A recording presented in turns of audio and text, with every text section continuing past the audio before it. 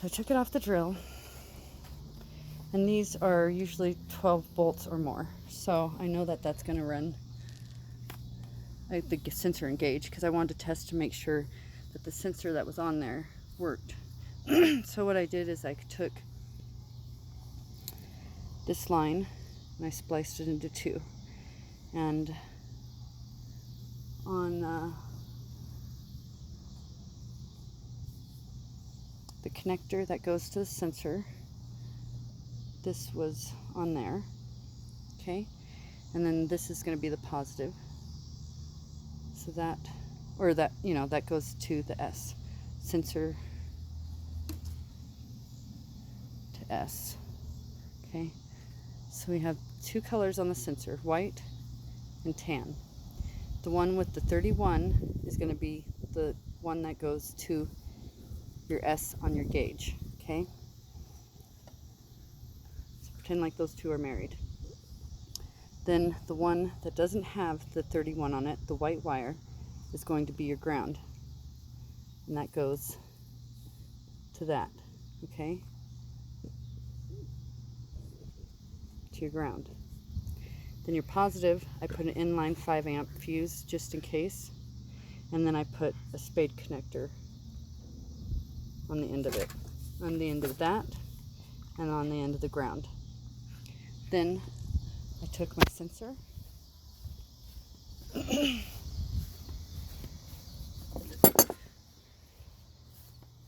it's got the female end, and I plugged the connector into the sensor, okay? Sorry. Dang it.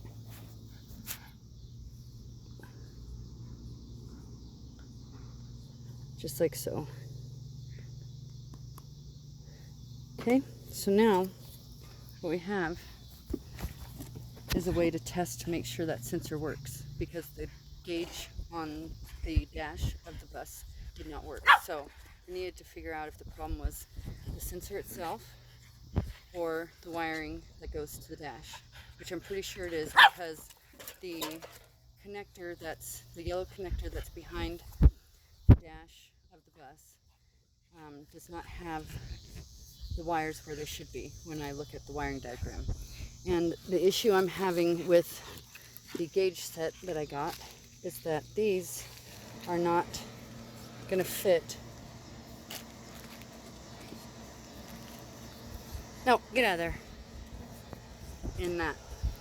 And I don't want to get a bunch of fittings and here's my crackhead puppy. It's empty. I don't want to get a bunch of fittings and reduce that down to that size unless I have to. So I want to test my sensor. So what I did, now we have the sensor plugged in to the gauge, okay? Then I took my negative.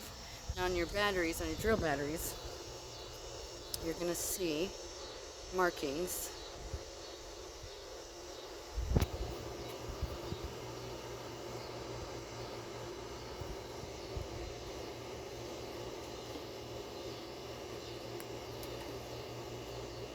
There it goes. See the negative sign right here on that one?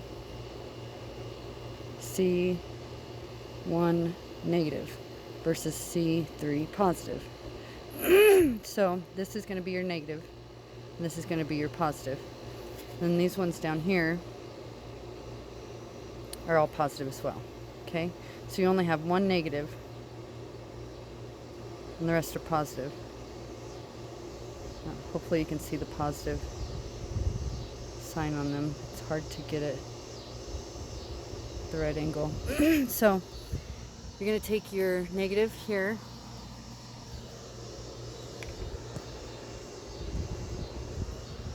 your ground, and you're going to plug that into this with your spade connector. Just like so. Okay? You're getting a good picture of this. So you've got your S on your gauge is the teal, and that turns into the 31 OEM wire. that goes to the sensor. Goes to the connector and then the sensor. Okay? And then from the sensor to the connector, white is your ground. Follow that up, and that goes to the ground on your gauge. And then it also tees into the ground on your drill battery. Okay? Then from the drill battery to the gauge, we have a 5 amp inline hot line.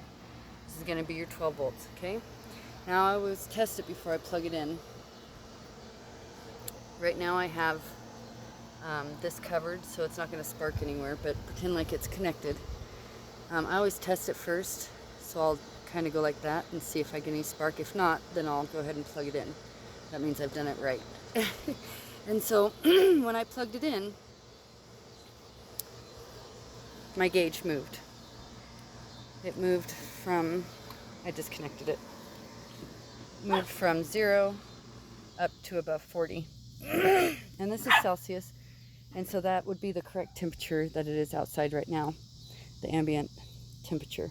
So that told me that this sensor is good. So I'm going to go ahead and use it. And that tells me also that the problem probably most likely is not in, I could be wrong, but I doubt it. So what I did is I went ahead and cleaned up. I took apart, dang it. Fudge.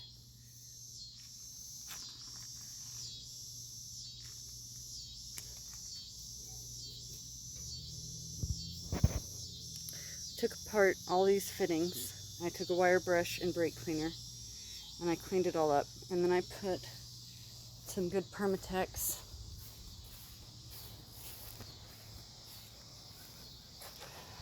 high temp thread sealant on there,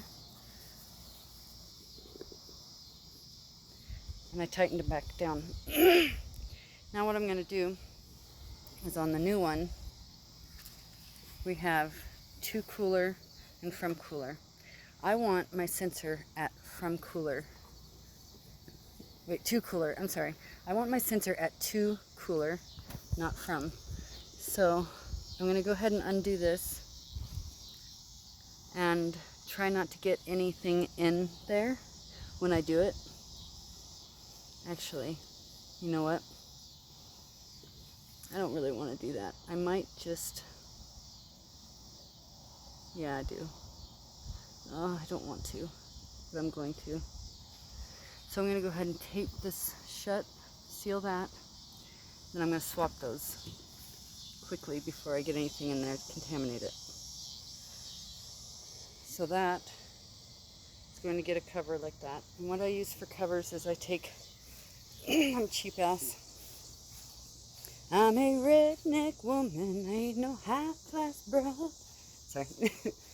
I take a latex glove, I cut off a finger, and then I electrical tape around it, and then zip tie that so that it won't get anything in there to contaminate it. And that is what I use for my lines, to keep them sealed. It does a pretty darn good job. Just like this one. It's cool, right? I think it's funny. Except those are missing the zip ties, so sometimes the electrical tape will come off and the zip tie just reinforces the deal. Anyways, then from there, I'm going to, let me explain this part. I'm going to go ahead and install the gauges onto the dash. And then I'm going to take this and I'm going to put it back where it was, and then I'm going to run new line, teal and white, from there up to the dash, and then I'm going to plug it in to that. And then this will get plugged, the red line, my hot, will have red line coming from it instead of teal, and that's going to go to an ignition hot. So that means when the ignition's on, it's hot, and when it's off, it's not. That way it won't drain the battery. So I'll show you when I'm done with that, what it looks like.